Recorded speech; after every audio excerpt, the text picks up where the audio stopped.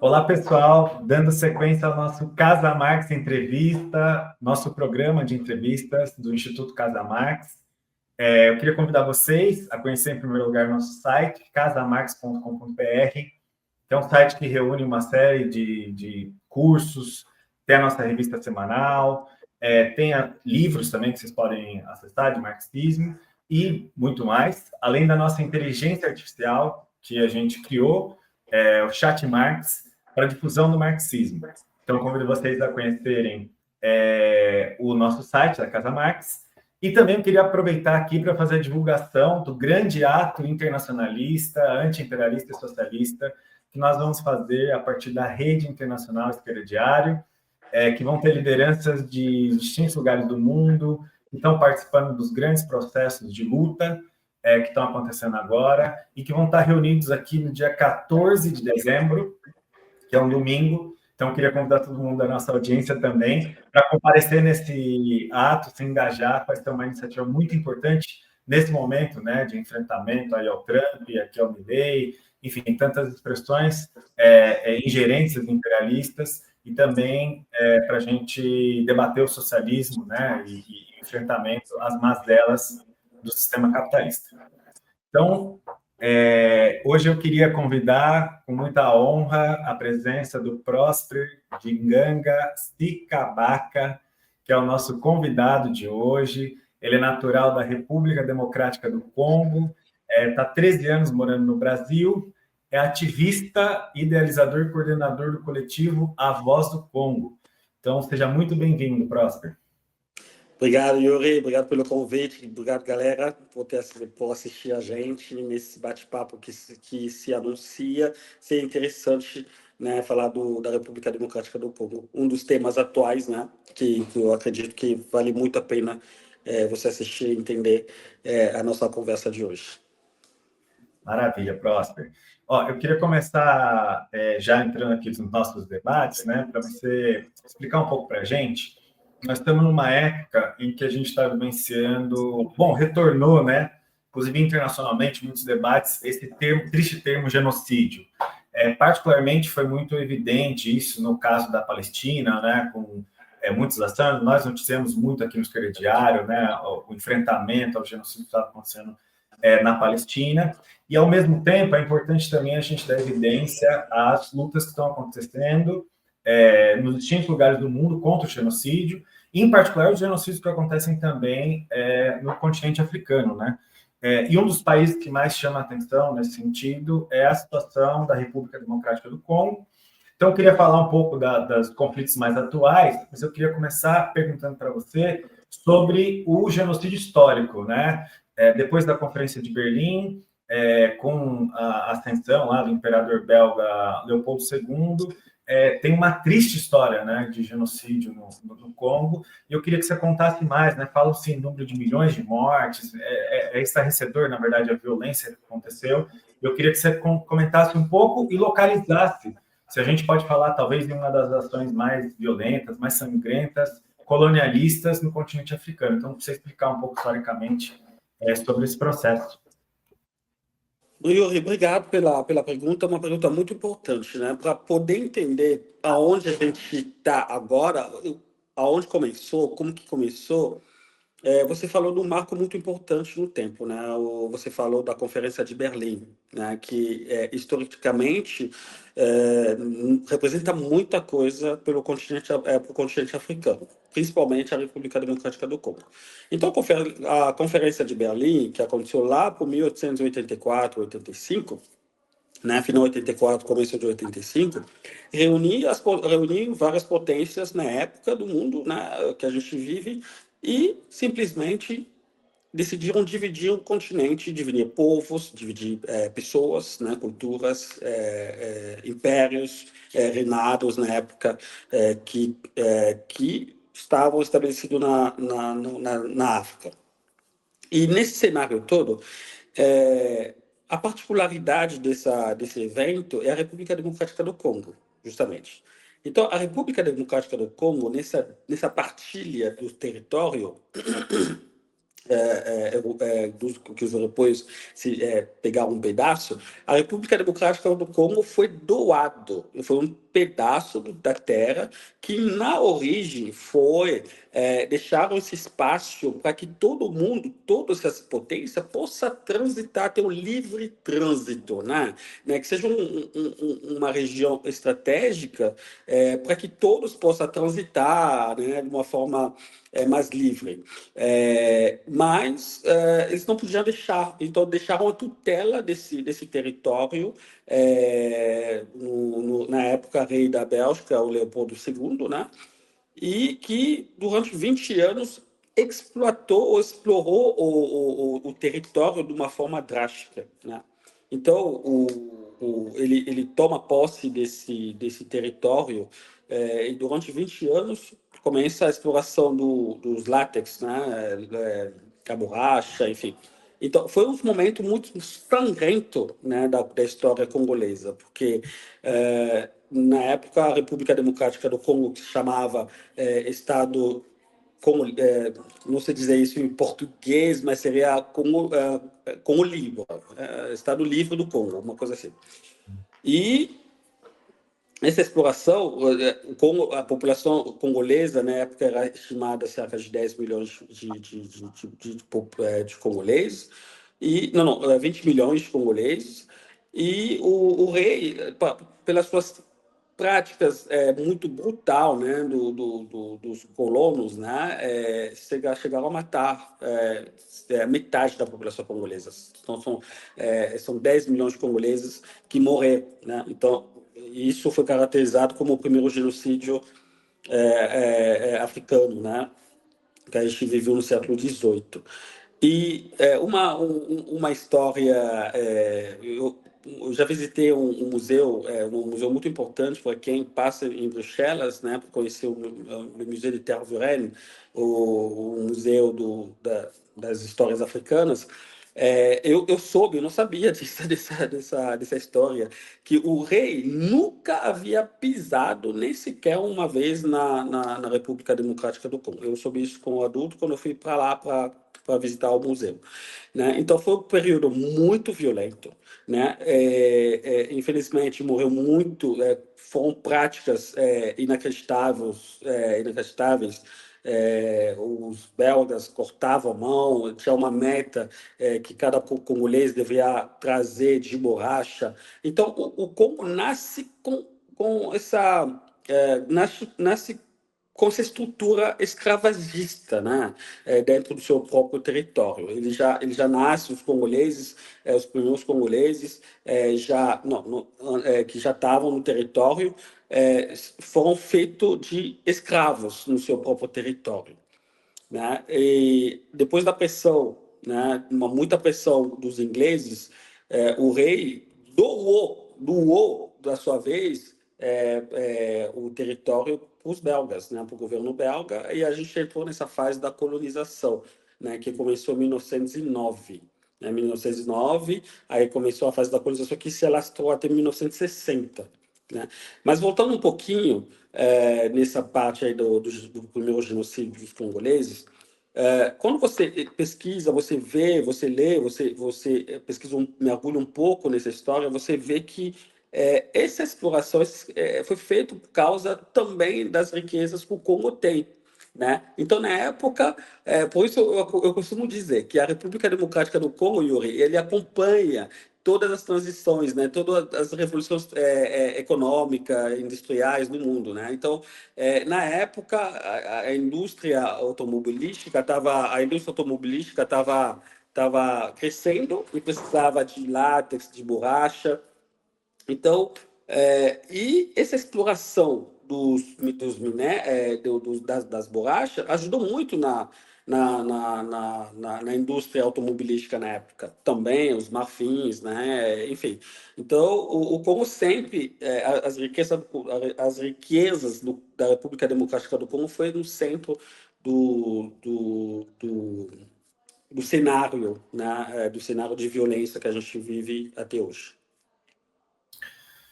Ótimo, a explicação acho que ajuda bastante a gente ver o tamanho da atrocidade, né, que significou, na verdade, esse genocídio. É muito importante a gente resgatar esse elemento histórico, né? Eu estava vendo as práticas, né, do Leopoldo II, era todo tipo de tortura, todo tipo de violência. É estarrecedor esse número que você coloca, né? Pensar na morte de 10 milhões de pessoas é uma evidência muito grande do significado do colonialismo, na verdade, no continente africano. E partindo desse elemento histórico, eu queria trazer, porque acho que ajuda talvez essa base histórica, né? Aqui no Brasil também, né? Não tem como a gente entender muitas das questões se a gente não for para a herança colonial nossa. E eu queria te perguntar agora, trazer um pouco para o contemporâneo, porque também se fala, enfim, tem muitas expressões, né? Fala assim, guerras do Congo, processo de conflito, mas muitas vezes a mídia, principalmente, ela tenta transmitir isso como se não tivesse nada a ver com as intervenções imperialistas, né? Inclusive com essa herança colonial. Então, transmite às vezes que é um conflito meramente étnico enfim, né, tenta apagar esse papel da intervenção imperialista e colonialista. Eu queria que você comentasse, então, sobre a República Democrática do Congo, né? O que a gente poderia, partindo que sim, até uma palestra longa, com certeza é um tema complexo, mas quais seriam os principais contornos, as principais determinações que você poderia dizer sobre esses conflitos contemporâneos? Como que a gente pode entendê-los? Yuri, quando você falou do imperialismo contemporâneo, uma das táticas que o imperialismo contemporâneo utiliza na política extrativista, né, nesse cenário todo, são através dos acordos, né, desiguais, né, a estabilidade da região, né, das regiões, principalmente a região dos Grandes Lagos, que é a região que a República Democrática do Congo faz parte, né. Então, esse contexto, a gente tem que voltar um pouquinho também atrás, né? Então, a gente voltando, né, na parte da independência, chega, né, os belgas são, de uma certa forma, pressionados pelo movimento dos congoleses na época, né, liderado por Patrice Emery Lumumba, um dos heróis das independências africanas, junto com Kwame Nkrumah, né, e outros líderes africanos, eles conseguem a independência. Eles conseguem conquistar a independência na África no 1960. A maioria dos países, dos estados africanos, consegue se libertar, de uma certa forma, do jugo colonial europeu. E eles passam também por um momento de teste, né? Porque havia muitos interesses europeus ainda até hoje, aliás, tem, mas na época havia muito mais interesses europeus. Eles começaram a enfrentar dificuldades também na questão da gestão da política. Posso falar sobre uma coisa aqui rapidinho antes de você responder? Porque tu levou de várias coisas, À então vontade. não consigo pular, porque são coisas importantes. Quando os belgas conseguem, o rei da Bélgica, Leopoldo II, ele faz o acordo com o governo belga, ele passa, né, a governança, ou seja, o governo, assim, ele passa a direção do Congo para o governo belga.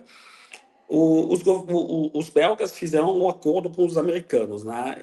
Então existe lá no sudeste da República Democrática do Congo, uma região muito rica em minerais, né, minérios e minerais.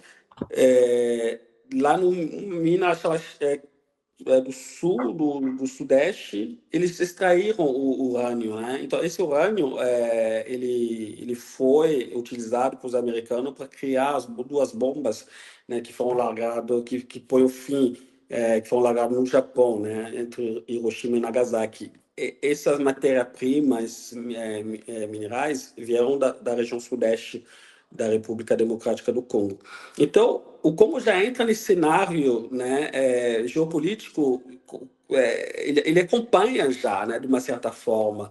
E Lumumba chega, ele é assassinado alguns anos depois, né? Poucos anos, ele fica no poder, pouquíssimos anos, ele é assassinado, eles colocam Mobutu, e Mobutu, agente da CIA, né? Que foi usado pelo serviço secreto americano, ele fica 32 anos no poder, né? Ele lidera a nação com uma... Ele foi um déspota muito cruel, violento, né? Matou milhares e milhares de congoleses também, mas com uma política muito dura, né? De ditadura comum. Enfim, e Mobutu fica no poder 32 anos, aí começa nos anos 97, 2000, a descoberta dos outros minerais, né? Porque, assim, a gente entra num conflito em 97, 98, a gente entra num conflito que começa na região leste da República Democrática do Congo. Porque, a verdade, o ponto de começo desse conflito é o genocídio que acontece na República de Ruanda. Então, o Ruanda, ele passa, em 94, um genocídio. Eles têm duas etnias que se matam entre eles, né? E gera um grande fluxo dos refugiados. E o Mobutu foi pressionado por os americanos de abrir as fronteiras sem controle nenhum, né? Então, entrou milhares e milhares dos ruandeses. Dentro desses grupos entram também os interramos, né? Os interramos hoje, né, são FDLRs e tal. Então eles entram, né? Eles atravessam fronteiras com armas, eles trazem tudo, né? Dentro dos territórios congoleses. E o Mobutu, durante a Guerra Fria, ele foi uma peça muito importante nesse tabuleiro, né? Então ele foi muito importante né, no conflito em Angola, lá em Angola. Ele foi um dos elementos que os americanos usavam muito na região, né? E ele, no final da Guerra Fria, ele perde um pouco da influência, então ele é obrigado, de uma certa forma, a receber esses refugiados, aí que começa a destabilização da região, né? Então, um dos elementos importantíssimos para entender esse contexto de conflito na RDC é o genocídio de Ruanda. O Justo Ruanda é outro tema que é bastante importante também, entender o que aconteceu lá, né? São várias coisas. Se a gente entrar lá, a gente se perder. Não vou entrar muito no mérito, mas só para reforçar que esse genocídio que aconteceu em Ruanda, que matou cerca de 100 mil ruandeses, ou trouxe, né, consequência até hoje do outro lado da fronteira, que é a República Democrática do Congo. Então, entre esses grupos, eles começam a se organizar, né? E quando eles se organizam, aí em 97, 95, 97, começa a criar um grupo rebelde lá na leste da da parte leste da República Democrática do Congo. Então, esse grupo em 97, eles chegam a Kinshasa, que é a capital, eles tomam o poder. Então, eles tomam o poder para derrotar o presidente Mobutu, que ficou muito tempo, né, no poder. Só que esse grupo é um grupo misturado dos elementos ruandeses, a maioria são ruandeses, que usam um pouquinho, uma quantidade mínima assim, dos congoleses, né, que faziam parte dessa aliança, né, chamada AFDL, que é uma aliança de liberação do Congo, e eles chegam na sede do poder em Kinshasa. E quando eles chegam na sede do poder em Kinshasa, eles tomam o governo, que é um presidente da República, Laurent Desire Kabila, né?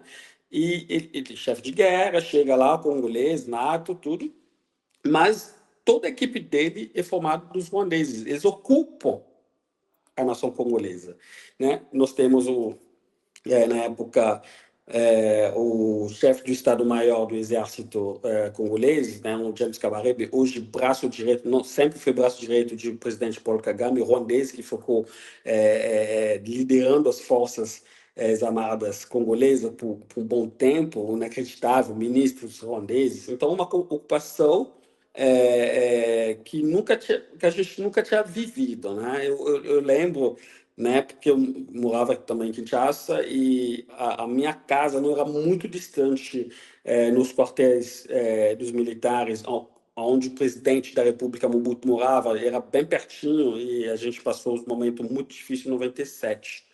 Então, em 97, em 98, a gente vive essa primeira fase da guerra, a primeira guerra do Congo, né? Então, essa primeira guerra, ele acaba em 97. Já começa em 93, 94, acaba em 97.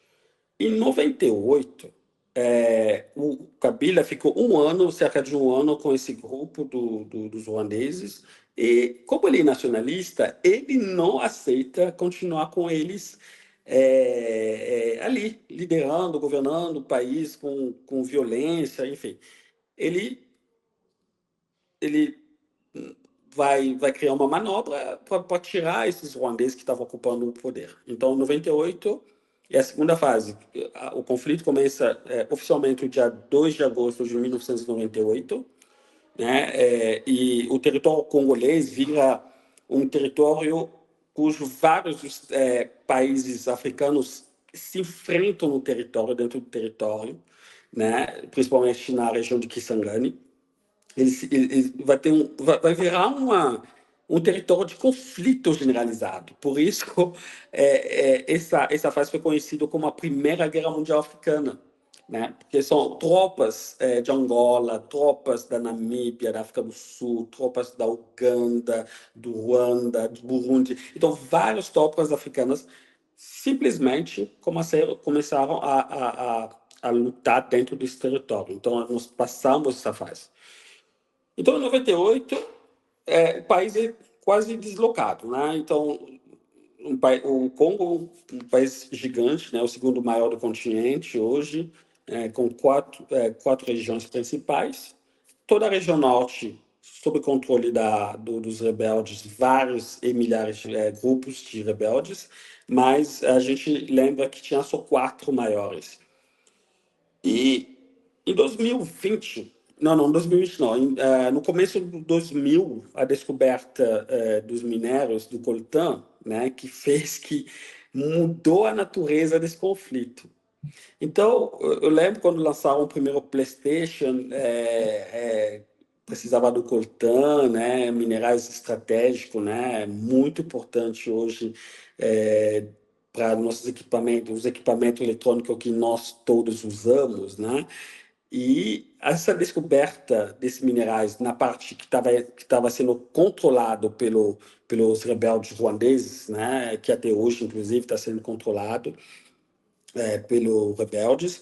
Então, essa descoberta vai modificar a natureza do conflito. Então, o conflito passa a ser um conflito econômico, em busca da mineração, da exploração dos minerais mesmo, das riquezas de forma bruta, né? De forma, não sei se fala bruta, mas dessa forma, da forma que sai da terra essa exploração dos minerais, né? Então, os ruandeses controlam a região por muito tempo. Em 2021, não, 2001, o presidente Kabila é assassinado, né? Ele é assassinado dentro do palácio dele, e quem chega ao poder é o filho dele. O filho dele já chega com um discurso meio que apaziguador, né? Então ele vai fazer um diálogo com a ajuda dos sul-africanos, né? Eles vão fazer um diálogo para unir todos esses grupos rebeldes, né? Os militares, né? Paramilitares, para sentar para poder dividir o poder em Kinshasa. Então, a gente passa por essa fase aí. Para responder sua pergunta, muitas vezes o que a gente vê na mídia que o conflito na RDC é um conflito étnico. Nunca foi um conflito étnico. Por quê, Yuri? A República Democrática do Congo tem cerca de 420, 430 etnias, grupos étnicos. E todos nós somos misturados em minorias, né? Então, não tem um grupo. Aquilo que aconteceu, a natureza do conflito que aconteceu em Ruanda, é difícil de acontecer na RDC, graças a Deus. Por quê? Em Ruanda, você tem três etnias. Tem uma etnia que tem uma maior, tem a maioria da população, que são os Hutus, tem os Tutsis, que são minorias, e tem os Tua, que são, enfim, minorias, né? Então, eles brigaram entre as duas etnias. Então, a natureza do conflito do genocídio ruandês foi isso, questão étnicas. Só que não como impossível, porque são 400 e poucos etnias. Então, quem vai brigar com quem? E a maioria dos congoleses se misturaram, né? São misturados. Por exemplo, eu sou uma mistura de várias etnias ao mesmo tempo, né? Da região. Eu nasci em Kinshasa, minha mãe de uma região, meu pai de uma outra região. Então, enfim, sou casado com uma mulher de uma outra região também. Então, isso faz que criou uma coesão nacional. Então, essa coesão nacional evitou por muitos anos, até hoje, que haja um conflito de natureza étnica na República Democrática do Congo. Então, nós não temos, muitas vezes eu escuto essa narrativa, né, na televisão, nos jornais, mas eles estão se matando entre eles. Não, não é isso, não é isso. Os interesses são outros, né?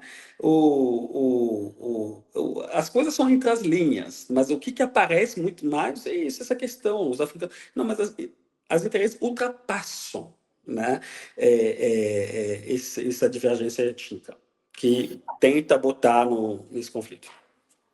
Não, excelente, deu para ter um panorama muito bom, porque enfim, você resgatou os elementos históricos que vão desde a independência, né, para a gente pensar. Localizou essa questão de Ruanda de 94, né, porque, se eu entendo bem, de uma forma, é interessante, né, como foi aberta essas fronteiras, como o conflito se relacionou com a República Democrática do Congo, coloca uma série de questões, mas tem um aspecto que eu queria pegar do que você falou, que talvez esteja, pelo menos os pontos da República Democrática do Congo tem uma base muito importante, que é essa questão dos minérios, né? Eu ia pedir para você comentar um pouquinho mais. Até, eu não sei se eu entendi, mas essas populações que vieram de Ruanda, elas acabaram ficando numa região que tinha uma grande concentração de minérios, e eles descobriram, não sei se é por aí, acho que é o leste da República Democrática do Congo. Estou perguntando isso porque é um tema que está com muita atualidade, né? Inclusive aqui no contexto brasileiro. Agora, inclusive, né, as disputas do Trump com a China estão envoltas nessa questão das terras raras, e aqui no Brasil também, né? É sempre uma disputa. E inclusive, do ponto da transição energética, porque eu achei muito interessante que você colocou, né, a relação com a geopolítica. Desde lá atrás, né, pensar que eles estavam explorando os minérios como o urânio para pensar em fazer as bombas de destruição da barbaridade que fizeram durante a Segunda Guerra Mundial, já tem um pouco essa lógica, né, de espoliação, exploração imperialista. E aqui na América Latina também, porque agora, inclusive, está um pouco ligado ao discurso da transição energética, né? Aqui, estudando o caso latino-americano, você tem essa ideia de fazer carros elétricos, por exemplo, você precisa ter bateria de lítio, e para ter lítio, de repente eles perceberam que no Chile, no Equador, na Argentina, inclusive onde estavam as populações indígenas, era onde tinha a maior concentração. Então, de repente, você vê surgir uma série de conflitos, processos de luta e tal.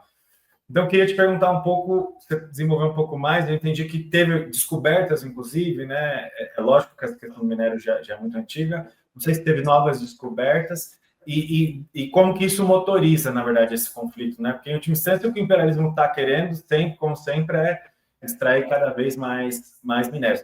E só acrescentar uma questão próxima, se você já puder comentar.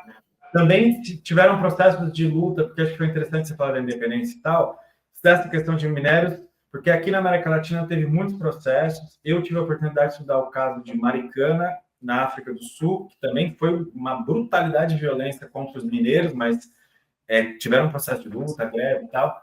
Então, enfim, se você puder comentar um pouco sobre essa questão estratégica dos minérios, e se tem processo de luta, sindicatos, etc. Então, excelente pergunta, Yuri.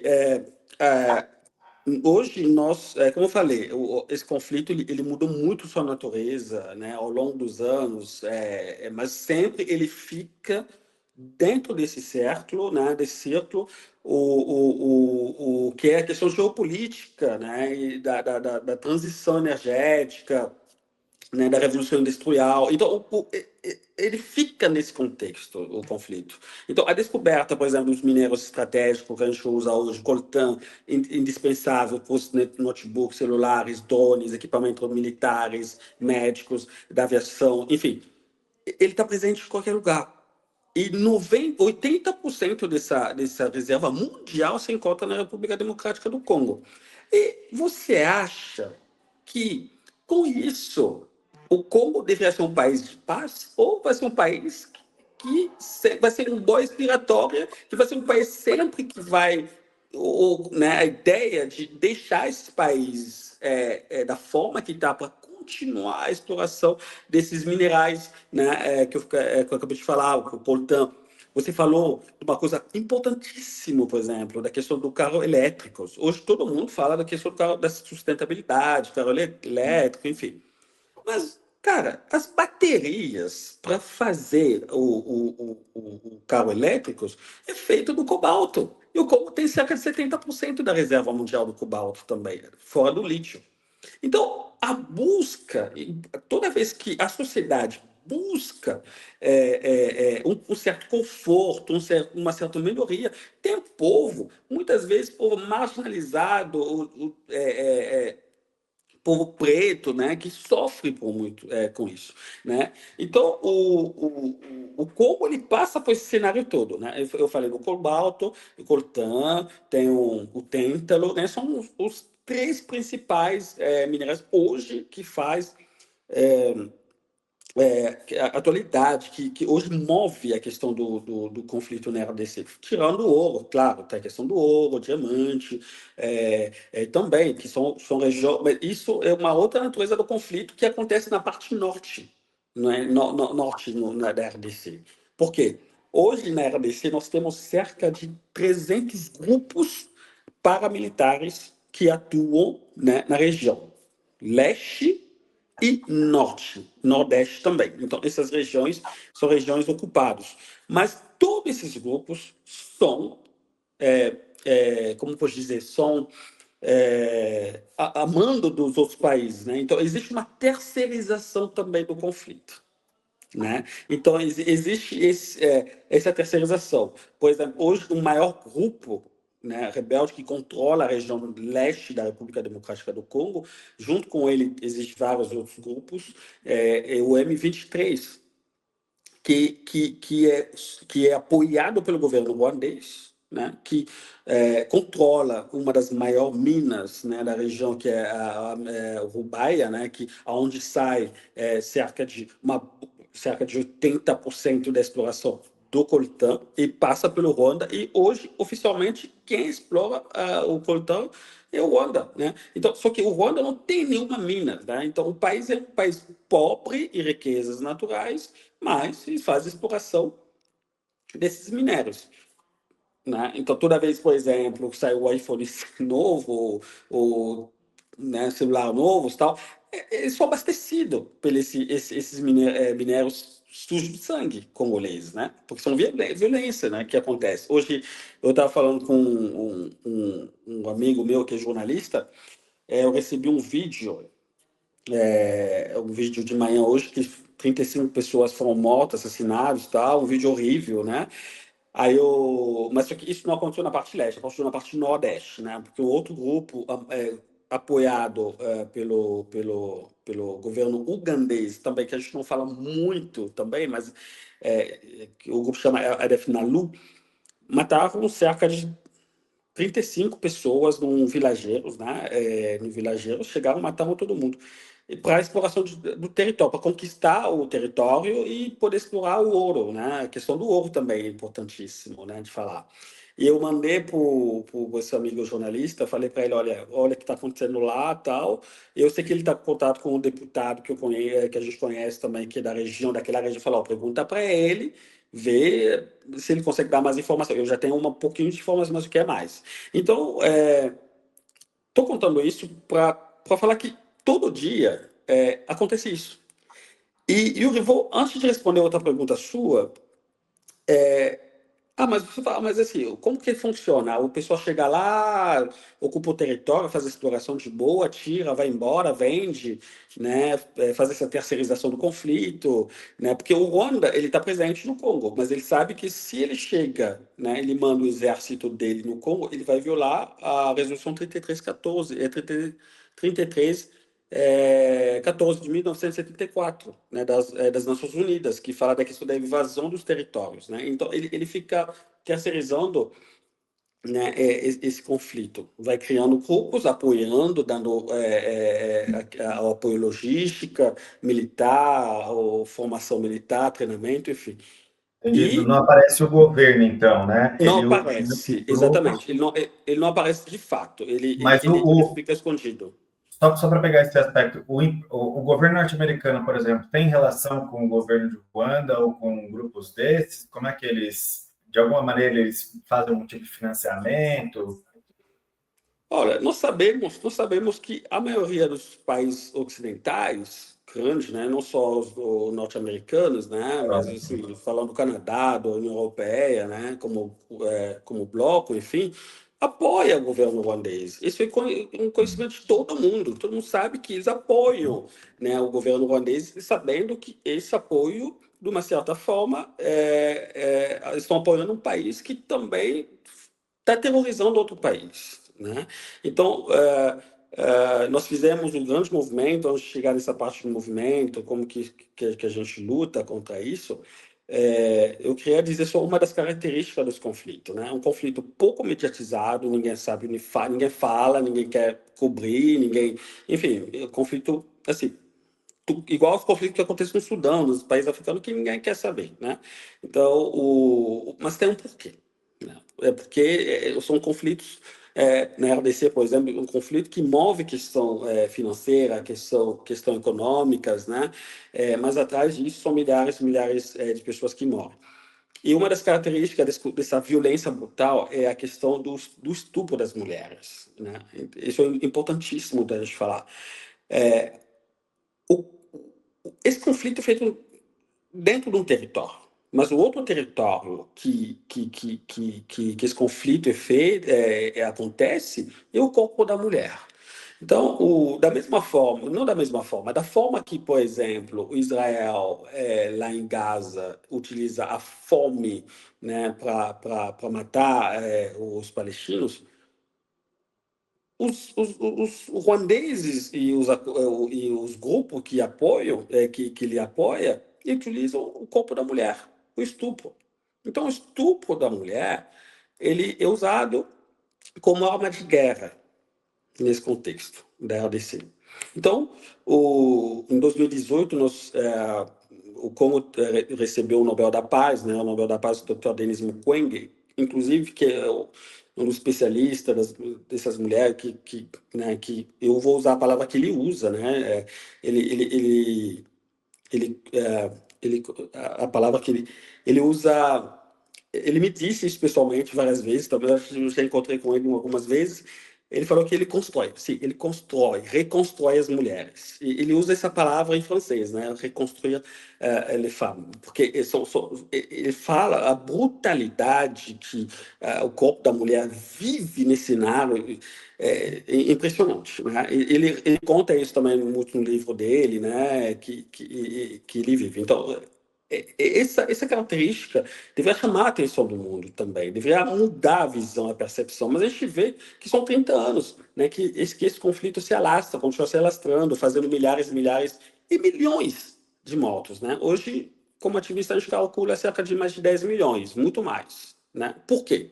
Existem Nessas últimas documentos décadas?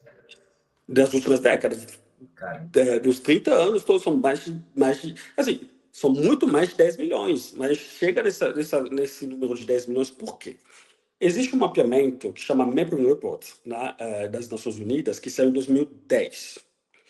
Esse Mapping Report, ele vai fazer um mapeamento dos conflitos que aconteceu na região de 1993 até 2007.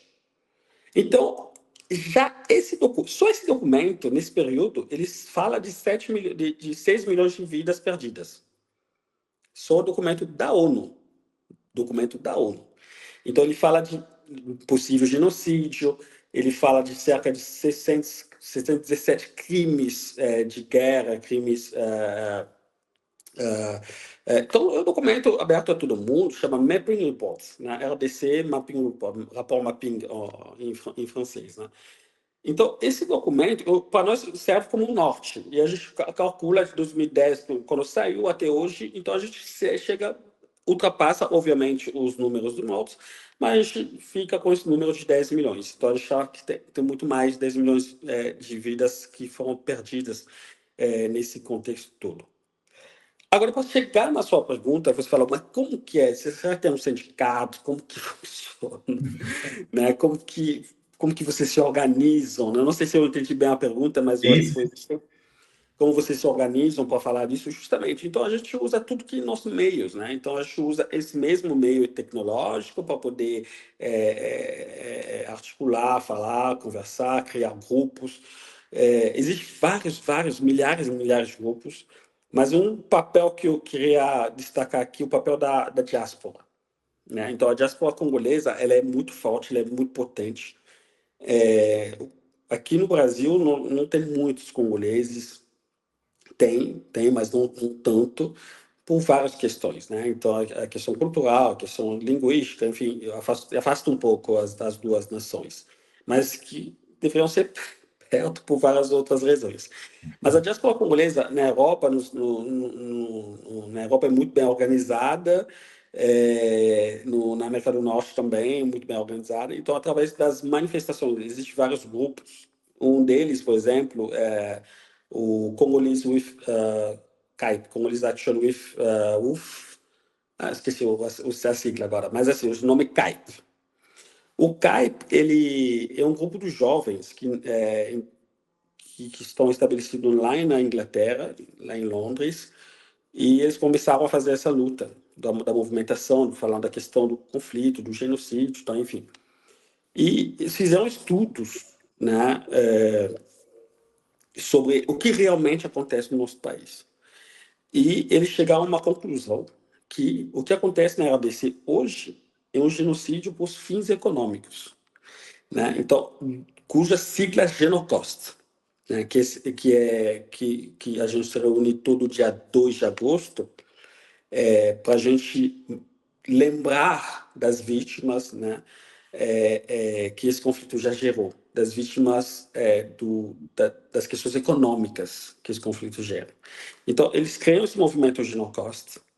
Esse movimento pega, né, o mundo todo. E, recentemente, o ano passado, o atual governo de Kinshasa reconheceu também esse papel importante da sociedade civil, adotou isso.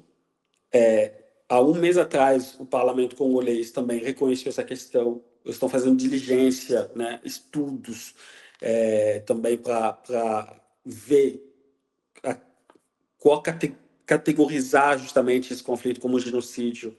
O presidente Tshisekedi, o atual presidente do Congo, foi ao tribuno das Nações Unidas, falou, né, fez esse apelo, né, ao mundo de olhar o que está acontecendo na RDC, que são coisas muito graves, né? Então, o Congo dá tudo que ele tem para o mundo, só que em troca ele recebe a ignorância do mundo, né? O mundo não olha para ele, né?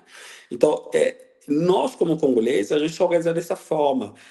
Grupos, por isso também nós criamos a questão do coletivo A Voz do Congo aqui no Brasil para falar, né, para a gente poder conversar sobre isso, né, ter esse diálogo, né, buscar aliados, na verdade, então, principalmente aqui no Brasil, né, porque muitas vezes quando a gente faz esse movimento de resistência por fora, se faz em inglês, em francês, mas pouquíssimo em português, em espanhol quase não tem também, né? Então, a gente se organiza desse jeito. Não tem nenhum sindicato que eu conheço, não, mas são grupos da sociedade civil. Hoje, o governo acompanha um pouquinho, é bem fraquinho ainda, mas a gente acompanha um pouquinho, eles acompanham um pouquinho, mas assim, a diáspora congolesa que realmente está na frente dessa resistência toda. Ah, importante. Eu até perguntar um pouco mais sobre essa organização, acho que vale a pena, mas só para trazer, assim, é interessante, né, como cumpre o papel, essa violência, como ela é transmitida para fora, como ela acaba justificando, internacionalmente, inclusive, né, a exploração do trabalho, essa exploração das riquezas naturais, e é uma coisa importante a gente colocar, inclusive no contexto que a gente acabou de vivenciar uma chacina brutal também aqui no Rio de Janeiro, né, e é um pouco esse modus operandi aí da extrema-direita de praticar esse nível de violência e tal.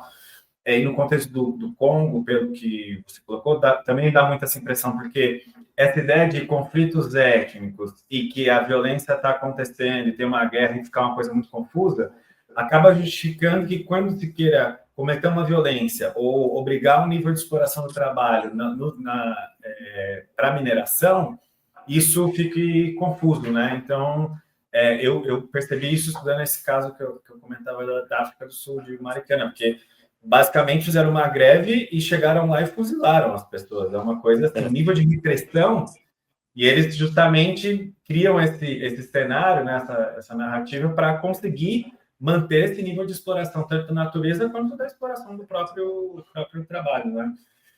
E dentro disso eu queria, antes de perguntar um pouco também mais sobre essa articulação das lutas e tal, falar especificamente da questão da MONUSCO, da missão de paz, dita missão de paz. Eu acho que é um tema que seria interessante saber a visão, a sua visão e tal, porque aqui a gente teve uma crítica sempre muito contundente ao papel que o Brasil cumpriu nessas chamadas missões de paz, né? Então, no caso do Haiti, com a MINUSTAH, porque era muito evidente que esses mesmos militares que, enfim, tentaram dar um golpe aqui, que estavam no governo Bolsonaro, que, enfim, estão envolvidos com a ofensiva da extrema-direita no Brasil, fizeram treinamentos, na verdade, né? É brutal, porque, inclusive, eu vi que também queria perguntar isso, no Congo enviam militares, enviam forças policiais, inclusive do Brasil, e é um pouco isso, né? Treinam nas favelas, treinam no Haiti, talvez treinam no Congo e vão fazendo essa violência generalizada, né? Isso é um papel horrível, assim, que o Brasil participa, inclusive, desgraçadamente, inclusive, a gente tem que fazer essa denúncia nos próprios governos do PT, né? Não só no governo Bolsonaro, mas inclusive nos governos do PT. Então, eu queria te perguntar um pouco se vocês têm, qual que é a visão que se tem da MONUSCO, inclusive para pensar o papel do Brasil, a gente pensar a denúncia nesse sentido. Então, essa questão da MONUSCO, eu acho que se você pergunta para os 100 congoleses, eu acho que talvez um congolês, talvez um, dois, no máximo, seria a favor da MONUSCO, porque a MONUSCO é o maior contingente, né, dos militares da ONU, né, a maior missão, né, dos militares dos capacetes azul do mundo é a MONUSCO, a maior missão. Questão de budget, questão em termos dos militares, né, no confronto. Mas, assim, como congolês, eu sei que nunca senti o papel relevante dessa força, né, dentro desse campo todo, né, desse cenário todo. Então, esse papel, não sei se você sabe, ele mudou muito as fases, né? Então, primeiro foi a MONUC, né, que foi a missão das Organizações das Nações Unidas para observação do conflito. Imagina, a ONU manda a gente lá para poder, armada, para poder observar os caras, assim, fazendo guerra, tipo, olhando. Teve 15 mortos aqui, 20, 50, fazendo esses relatórios, né? Observando, né? Observando, foi bem assim, né? Então, houve muita pressão da sociedade congolesa, sociedade civil congolesa, né? Membro da oposição na época, muita pressão. Acho que depois eles mudaram, né? A natureza dessa missão, a natureza jurídica dessa missão. Mas isso, de prática, isso não mudou em nada. Então, porque continua observando, continua a estar lá, e pelo contrário, houve vários relatos também de vendas, né, de arma, de exploração minerais, né, também, né, aproveitando também para poder saquear, né, tem relatórios sobre isso. né? Então, a MONUSCO nunca foi uma organização bem vista na população congolesa. Nenhuma população congolesa aprecia, tem um prestígio por essa força, né? Que faz parte também de todas as forças, que seja a FARDC com os aliados e os outros grupos paramilitares, o Ruanda, né? Os países invasores, Uganda. Então, a MONUSCO tem um papel irrelevante para nós, como congolês, falando como congolês genuíno, e um papel irrelevante que não precisa nem falar aqui. Só que o Brasil é presente, né? O Brasil está presente nessas forças, né? E foi muitas vezes comandado pelos militares brasileiros. Se eu não me engano, acho que passaram uns 3 generais brasileiros, né? Se eu não me engano, não sei, mas que eu saiba, uns 2, 3, né? Santos Cruz, eu acho que foi o Cruz foi primeiro o que eu último. conheci. Santos Cruz, mas eu acho que deve ter umas 2 também. O atual pode ser também, mas eu não sei, porque eu não acompanho. De fato, a gente não acompanha, nada de bom sair daí, né? Então, mas assim, a pergunta mais irrelevante para mim, Yuri, mais importante como congolês, seria a questão do o papel do Brasil em tudo isso, né? O papel do Brasil, nós fizemos uma manifestação aqui na Paulista, no mês de fevereiro, né, nós da Voz do Congo. A gente foi para a rua, a gente questionou esse papel também. A gente também quer saber qual o papel do Brasil hoje, né, nesse conflito. Como que o Brasil se posiciona, né, no conflito congolês? Assim, não sei, o presidente da República, daqui do Brasil, é uma pessoa muito influente. O presidente Lula é uma pessoa influente no mundo, né? Um dos grandes líderes, né? Do sul global, né? Hoje, né? Então, uma voz importantíssima. Mas se você repara, nunca sequer falou do conflito na RDC, cara. Nunca. Nem sequer um dia. Ele nunca falou disso. Então, o nosso problema começa aí. Então, ele precisa se posicionar como chefe do Estado também. E o papel de relevância que ele tem no cenário global hoje. Lula é uma figura importantíssima, né, no sul global. Uma figura que é escutada. Mas como que ele ou a assessoria dele consegue ignorar um conflito quando ele fala dos outros conflitos através do mundo, com todo apoio, com certeza, ele não cita do Congo. Ele não fala da questão do Congo. Ele não fala da questão do conflito nos Grandes Lagos. E é absurdo. E se você não sabe, por exemplo, recentemente, a atual embaixadora brasileira em Kigali, um país que está oprimindo, que tá violando todos os princípios dos direitos internacionais, fez um. Depois eu te mando no seu, no seu inbox. Ela simplesmente fez, assim, apoiou o governo ruandês, né? Não foi no meio, enfim, não sei o que dizer. Eu estou falando como congolês, tá? O meu sentimento a isso. Não, eu não vejo nenhum posicionamento é, é, é, prático do Estado brasileiro em relação ao conflito na RDC, né? Nem sequer o presidente da República falou disso, nunca fala disso, quando fala, não fala nada em relação a isso. Então, essa parte, por isso a gente foi muitas vezes para a rua, justamente para isso, questionar qual seria o papel do Brasil. Não, não tem a resposta, mas o que é que o Brasil se posicione?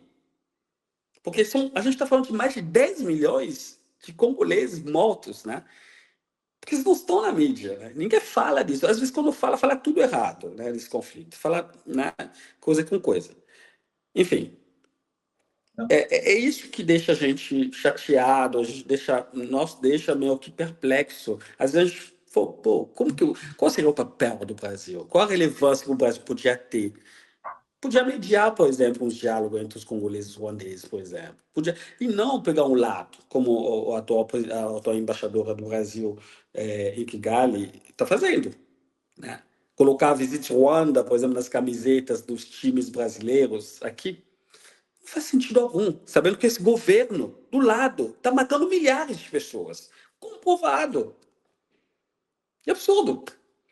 Esse seria o papel do Ruanda, esse seria o papel do Brasil, conhecido como país apaziguador, o país sempre que está no meio, isso será? Né? E a gente está no governo que deveria muito bem empenhar esse papel. Né? Se fosse o governo do Jair Bolsonaro, talvez tudo bem. Tá nem aí mesmo, entendeu? Mas com esse governo, o papo deveria ser diferente. Mas nós não sentimos isso. Essa denúncia que você faz realmente é muito importante, porque é isso, né?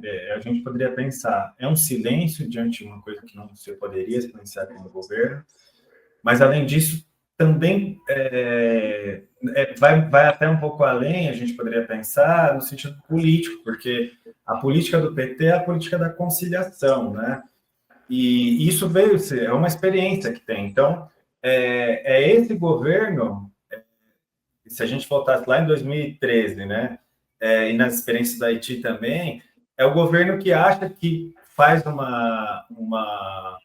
fala em fazer concessões, fala em mudar a vida dos trabalhadores e tal, só que faz isso se conciliando com esses generais que são parte e produto do que existe da extrema-direita, de toda a violência, de todo o significado trágico para a população, que significa, então, pensar que esses generais que são produto da ditadura, estavam na linha de frente da ditadura militar, enfim, são herança dos maiores ataques aos trabalhadores, vão levar alguma contribuição lá no Congo, no mínimo, até a gente poderia pensar, muito importante essa denúncia do silêncio, e indo além entregar a nossa atuação, né, o governo não se posicionar e entregar a atuação para essas Forças Armadas brasileiras. Né? Então, é realmente uma situação, acho que muito importante você fazer essa denúncia, né, e dar evidência, né, para esse silêncio do governo em relação a toda a situação da República Democrática do Congo. E eu queria terminar, Prosper, que você comentasse então também um pouco sobre o coletivo, né, que você impulsiona, coordenador, a Voz do Congo. Acho que você já falou algumas das iniciativas, né, acho que um pouco essa cobrança em relação a essa situação aqui no Brasil é parte. Tem uma articulação internacional, pelo que eu vi, né? Você comentou de setores que tem em outros países. Então, enfim, você ficar à vontade para fazer suas considerações finais e falar um pouco sobre a Voz do Congo, a importância, as lutas que vocês estão fazendo. Sim, importantíssimo falar da Voz do Congo. A Voz do Congo é um projeto que nasce em 2018, com algumas palestras, pequenas palestras, começa comigo, tal. E em 2020, durante a pandemia, houve um massacre lá em Goma, aconteceu um massacre em Goma que matou 500, não, em Beni, aliás, Beni, que matou 500 pessoas numa noite. Eu não dormi aquele dia, cara. Durante a pandemia, estava tudo fechado, não dormi, não consegui dormir. Falei, cara, tô há milhares, eu não sei, não tem força, não tem nada, não sei o que fazer. E eu liguei para vários congoleses, estava tudo fechado, ninguém podia sair para rua, para nada, né? E, no mesmo tempo, eu estava vendo que existia movimento brasileiro fazendo manifestações, né, contra o Bolsonaro, contra a política dele, o pessoal indo para a rua, né, com respeito a tudo. E eu falei, gente, a gente não pode continuar assim, né? Então, vamos para a rua também, mas vamos com tudo, assim, respeitando as normas na época do Covid e tal. E no dia 6 de setembro, a gente foi para a rua de 2020, lá no Lago da Batata, porque a gente não pôde fazer na Paulista, estava complicado, nós fomos para lá, porque a gente precisava externalizar isso. O mundo todo estava, né, a diáspora congolesa, o mundo inteiro, estava revoltado, estava na rua, né? E aqui a gente não podia. E no dia 6 de setembro, a gente foi para a rua. Quando a gente foi para a rua, nós conseguimos, só nesse primeiro evento, nós conseguimos mais 70 pessoas congoleses, que foram lá, né, manifestar. A gente está lá no nosso Instagram, se quiser ver lá, tem que estar lá, né, a Voz do Congo, coletivo A Voz do Congo, importantíssimo você acompanhar a gente lá. E fomos para a rua. A gente foi lá falar do nosso país, a gente usa muito a questão da arte, né, então aí que começou. E só que a Voz do Congo é esse coletivo que reúne congoleses e brasileiros amigos do Congo, né?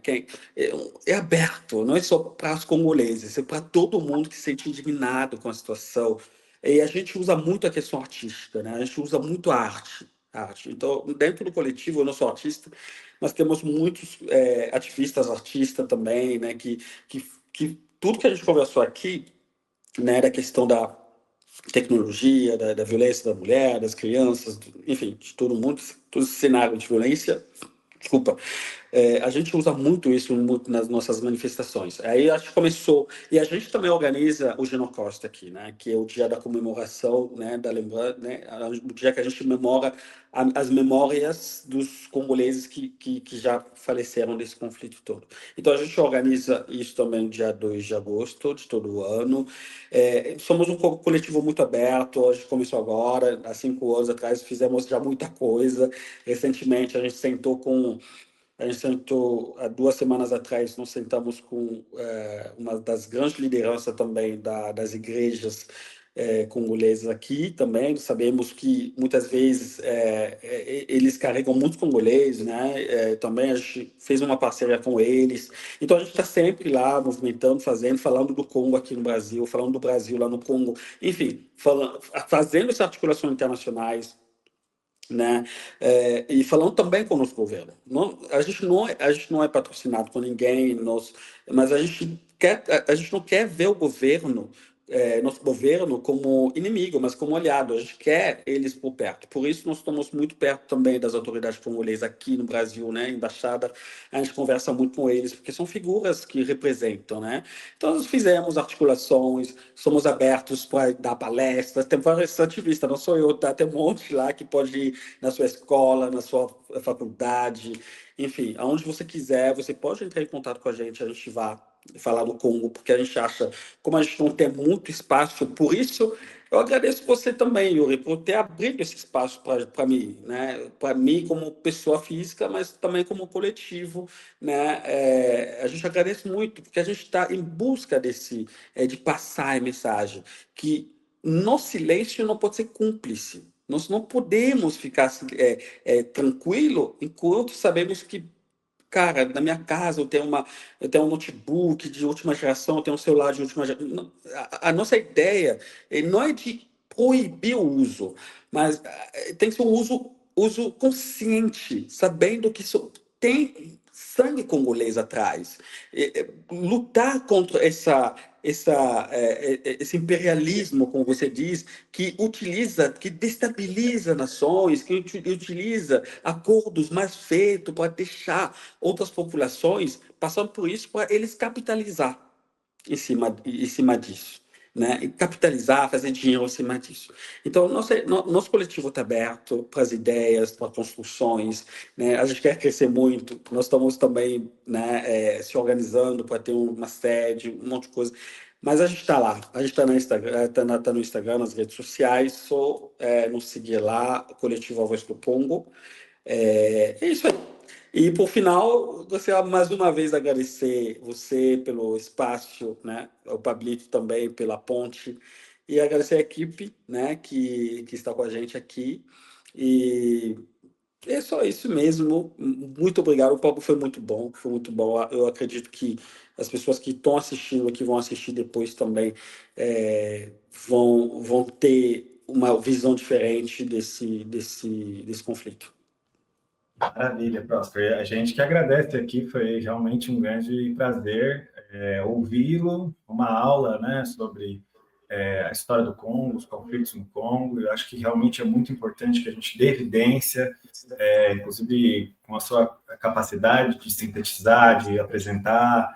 O intuito aqui é justamente a gente dar mais evidência para a gente pensar essa situação e se mobilizar aqui entre os trabalhadores, né, entre os distintos, a juventude, etc., para que a gente possa enfrentar essa situação, né, que inclusive toca questões do Congo e aqui no Brasil também, que na América Latina a ingerência imperialista está cada vez maior, estarrecedor, na verdade, né, Trump, Europa, etc., estão também fazendo uma ingerência grande aqui. Então, acho que essas experiências, tudo que você comentou, sem dúvida nenhuma, também fortalecem as nossas lutas. Esperamos que a gente possa, de alguma maneira, fortalecer, inclusive fazer outras iniciativas dessa, até mesmo na nossa Casa Marx. Né? E também convidar todo mundo a conhecer o coletivo A Voz do Congo, entrar lá no Instagram.